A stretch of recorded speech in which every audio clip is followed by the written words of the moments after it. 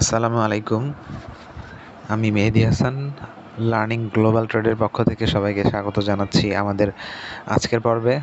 গত পর্বে আমরা আলোচনা করেছিলাম যে টোটাল ইম্পোর্ট প্রক্রিয়া সম্পর্কে আমরা একটা সার্বিক ধারণা নিয়েছিলাম যে বাংলাদেশে আসলে কিভাবে আন্তর্জাতিক বাণিজ্যের ক্ষেত্রে ইম্পোর্ট প্রক্রিয়া সম্পন্ন হয়ে থাকে তার একটা প্রারম্ভিক ধারণা দেওয়ার চেষ্টা করেছিলাম আমি। তো আজকের পর্বে আমি আলোচনা করতে চাচ্ছি যে আন্তর্জাতিক বাণিজ্যে ইম্পোর্ট প্রক্রিয়া বা ইম্পোর্ট এক্সপোর্টে ফার্স্ট যে ডকুমেন্টটা প্রয়োজন, অর্থাৎ দুই পক্ষের মধ্যে একটা অ্যাগ্রিমেন্ট যখন তারা ফাইনাল অ্যাগ্রিমেন্টে আসে তখন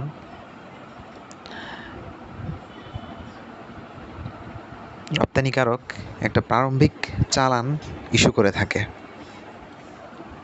অর্থাৎ আমদানিকারকের উদ্দেশ্যে সে একটা প্রারম্ভিক চালান ইস্যু করে, যেটা আমরা প্রোফর্মা ইনভয়েস নামে আমাদের কাছে পরিচিত। আমরা যারা কমার্শিয়াল সেক্টরে কাজ করছি আমরা প্রোফর্মা ইনভয়েস নামে জেনে থাকি। তো আজকে সেই প্রোফর্মা ইনভয়েসের বিস্তারিত খুঁটিনাটি আমরা জানার চেষ্টা করব। তো চলুন আমরা কম্পিউটার স্ক্রিনে চলে যাই।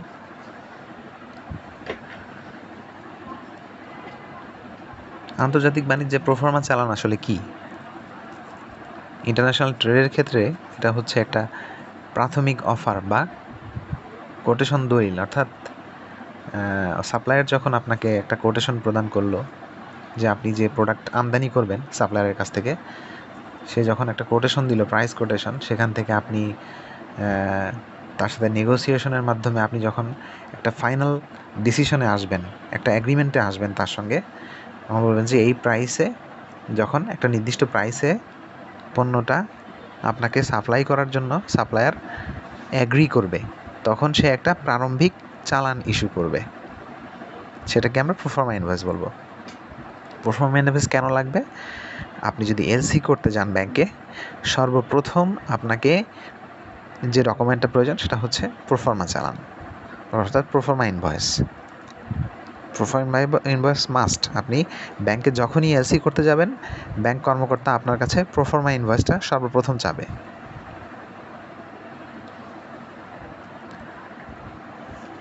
প্রোফর্মা ইনভয়েস হলো এক ধরনের প্রাথমিক বাণিজ্যিক দলিল যা বিক্রেতা ক্রেতাকে পাঠায়। এটি আসল চালান নয়, বরং অফার বা কোটেশন হিসেবে ব্যবহৃত হয়। হ্যাঁ, অবশ্যই এটাকে প্রারম্ভিক চালান বলার কারণ হচ্ছে বিক্রেতা আপনাকে পণ্য প্রেরণের পূর্বে একটা প্রাথমিক ইনভয়েস বা চালান ইস্যু করে, এজন্য এটাকে প্রারম্ভিক চালান বা প্রোফর্মা ইনভয়েস বলা হয়।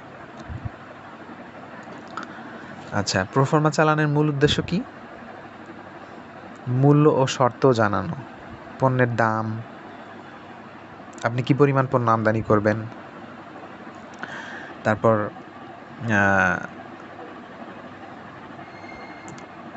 ইনকোটার্ম, ইন্টারন্যাশনাল কমার্শিয়াল টার্মস যেগুলো আছে, কোন ইনকোটার্মসে আপনি পণ্যটা আমদানি করবেন, এই জিনিসগুলো প্রোফর্মা ইনভয়েসে উল্লেখ করা হয়।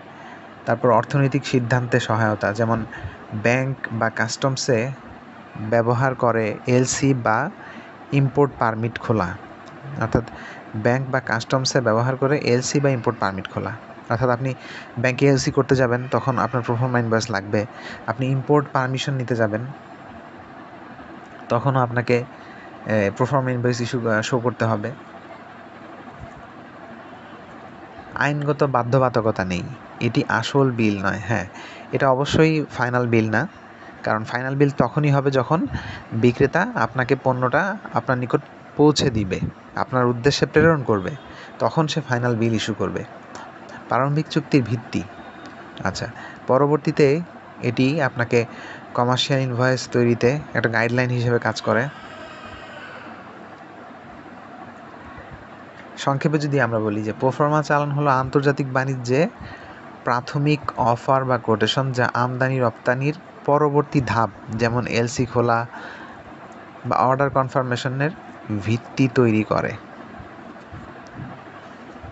তো এই হচ্ছে মানে একটা সংক্ষেপে একটা ধারণা যে আসলে প্রোফর্মা ইনভয়েস কী। মূলত প্রোফর্মা ইনভয়েস আপনাকে পণ্যের গুণগত মান, পণ্য কী ধরনের পণ্য আমদানি করবেন, কত যে ফাইনাল প্রাইসে আপনি পণ্যটা আমদানি করছেন সে দাম, সঠিক ইনকোটার্ম, কত সময়ের মধ্যে পণ্যটা সাপ্লায়ার আপনাকে পৌঁছাবে, তারপর পেমেন্ট টার্ম, কীভাবে আপনি পণ্য তার রপ্তানিকারককে পণ্যের মূল্য পরিশোধ করবেন, এই জিনিসগুলো আসলে প্রোফার্মা ইনভয়েসে খুব সুন্দরভাবে উল্লেখ করা থাকে। তো আমরা যদি চাই এখন আসলে একটা প্রোফার্মা ইনভয়েস আমরা প্র্যাকটিক্যালি দেখতে চাই, তাহলে আমরা বিষয়গুলো আরও পরিষ্কার হব ইনশাল্লাহ।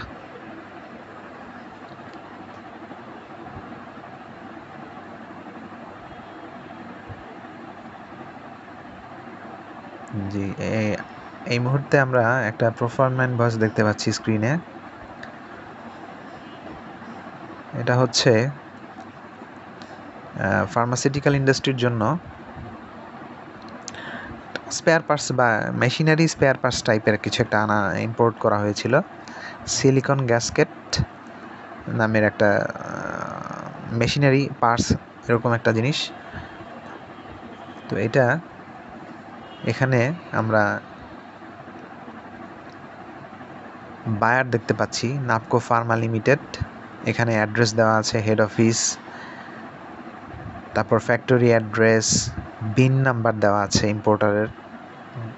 এই জিনিসগুলা অনেক সময় ব্যাংকে যখন আমরা এলসি করতে যাব, ব্যাংক এই জিনিসগুলো খুব ক্লিয়ারলি চায় যে আপনার বিন নম্বর, আপনার আইআরসি রেজিস্ট্রেশন সার্টিফিকেট, মানে ইম্পোর্ট রেজিস্ট্রেশন সার্টিফিকেট যেটা, সেটা আপডেটেড করা আছে কিনা, বিন সার্টিফিকেটগুলো আপডেটেড করা আছে কিনা, টিন আপডেটেড করা আছে কিনা, এই জিনিসগুলো ব্যাংক খুব ক্লিয়ারলি আপনার কাছে চাবে।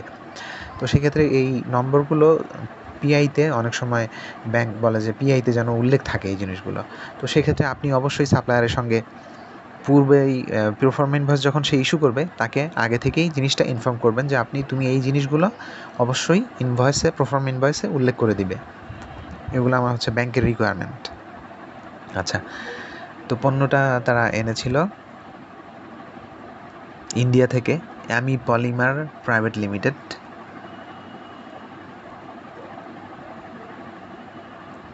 তো এখানে এক্সপোর্টার যে, তার অ্যাড্রেস ডিটেইল একদম টপে উপরের দিকে দেওয়া আছে। এখানে দেখতে পাচ্ছি আমরা নম্বর EXP PI 3502425, অর্থাৎ এখানে একটা প্রোফার্মা ইনভয়েস নাম্বার দেওয়া আছে এখানে একটা।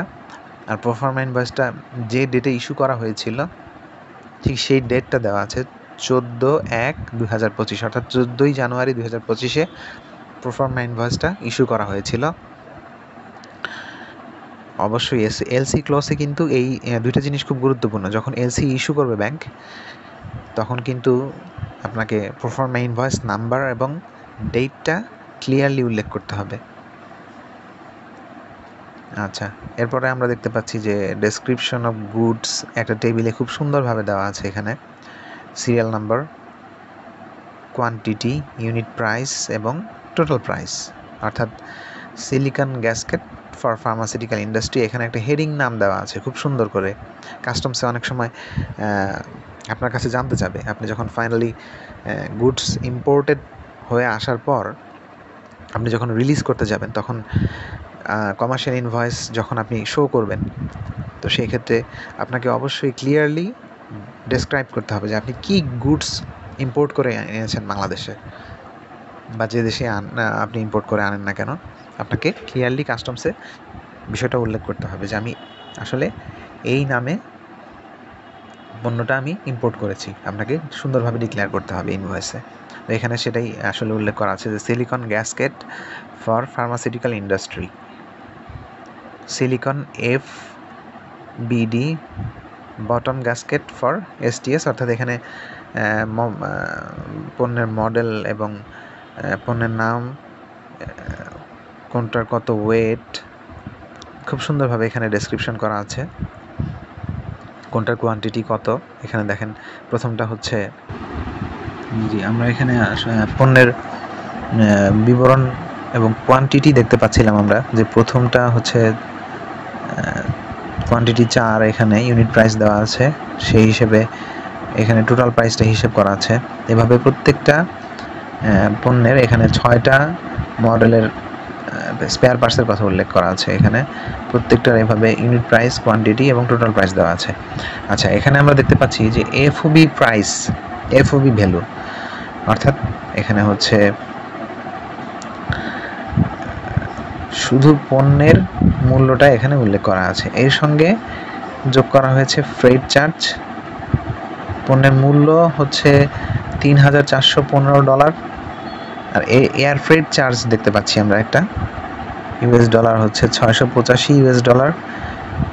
টোটাল সিপিটি প্রাইস অর্থাৎ $4,100, অর্থাৎ $3,415 প্লাস এয়ার ফ্রেট যোগ করে $4,100। এখানে লেখা আছে যে total CPT Dhaka by air value. এখানে আপনার এই জিনিসটা বলে রাখা গুরুত্বপূর্ণ যে সিপিটি হচ্ছে একটা ইনকো টার্ম বা ইন্টারন্যাশনাল কমার্শিয়াল টার্মস।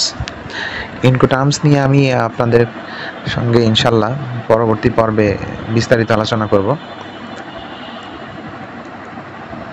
আন্তর্জাতিক যে বাণিজ্য নিয়ন্ত্রণ সংস্থা, যে আইসিসি কর্তৃক প্রণীত ইনকো টার্মসগুলো রয়েছে, সেটা নিয়ে বিস্তারিত আলোচনা করা হবে ইনশাল্লাহ। তো এখানে সাধারণত এয়ারে যখন আমরা ইম্পোর্ট করে থাকি বাংলাদেশে, সিপিটি ইনকো টার্মসটা বেশি ব্যবহার হয়ে থাকে। তো সেটাই এখানে উল্লেখ করা হয়েছে যে CPT Dhaka by air value. এরপরে আমরা নিচের দিকে কিছু টার্মস অ্যান্ড কন্ডিশন দেখতে পাচ্ছি। তো টার্মস অ্যান্ড কন্ডিশনসগুলোর মধ্যে রয়েছে যে terms of payment 100% against irrevocable letter of credit payable at sight, অর্থাৎ আপনাকে 100% পেমেন্টটাই করতে হবে লেটার অফ ক্রেডিটে, অবশ্যই সাইট লেটার অফ ক্রেডিটে করতে হবে। লেটার অফ ক্রেডিটের কিন্তু অনেকগুলো ধরন রয়েছে, at sight LC, deferred LC, ইউপাস এলসি, আর অনেক ধরনের এলসি হয়ে থাকে। এলসি নিয়েও আমরা বিস্তারিত অন্য একটা ক্লাসে আলোচনা করবো ইনশাল্লাহ।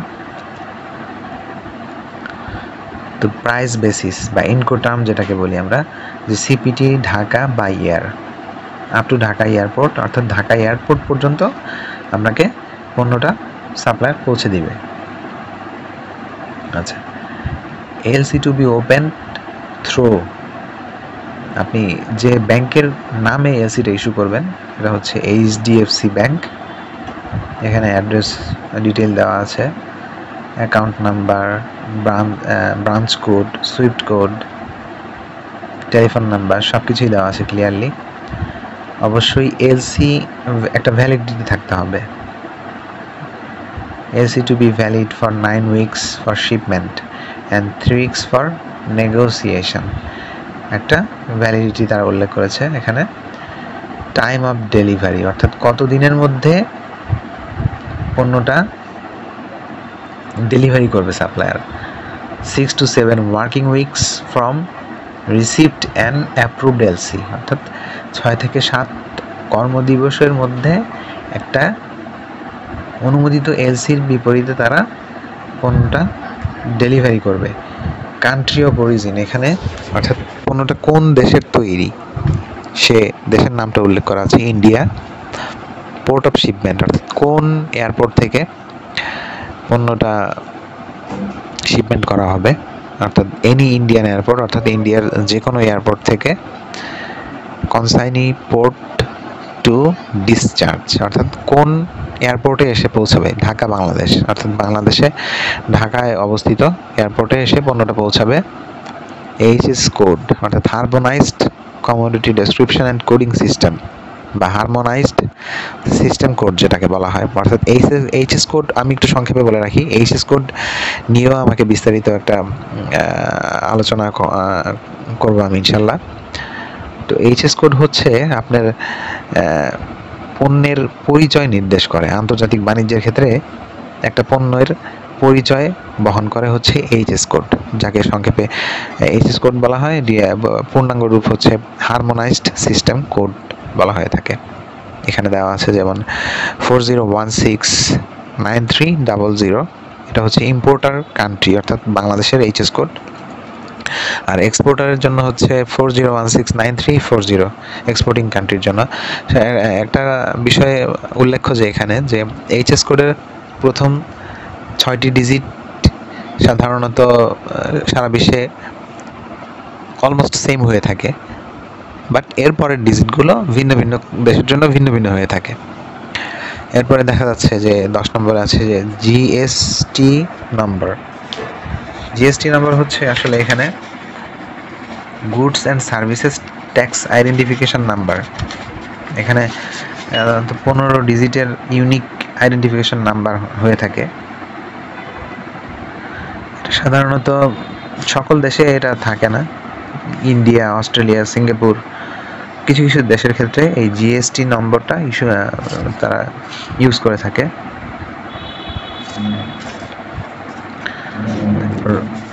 আই কোড দেওয়া আছে একটা, এটা হচ্ছে ইউনিক রেজিস্ট্রেশন নাম্বার থাকে, import or export goods and services code আর কি, ইম্পোর্ট এক্সপোর্ট কোড বলা হয় যেটা, অর্থাৎ এটা ইস্যু করে থাকে director general of foreign trade India. অর্থাৎ আমাদের যেরকম একটা আইআরসি নাম্বার থাকে ইম্পোর্টারের, তাদের দেশও ঠিক তেমনি আই কোড বলা হয়ে থাকে তাদেরকে, এরকম একটা কিছু আর কি। তারা গভর্নমেন্ট থেকে ইস্যু করা হয়। কোটেশন রেফারেন্স নাম্বার, অর্থাৎ সাপ্লায়ার যে আপনাকে কোটেশন দিয়েছিল, অর্থাৎ কোন কোটেশনের এগেইনস্টে সে আপনাকে পিআইটা ইস্যু করছে, ঠিক সেটাই এখানে উল্লেখ করা আছে। তারপর নেট ওয়েট এবং গ্রস ওয়েট।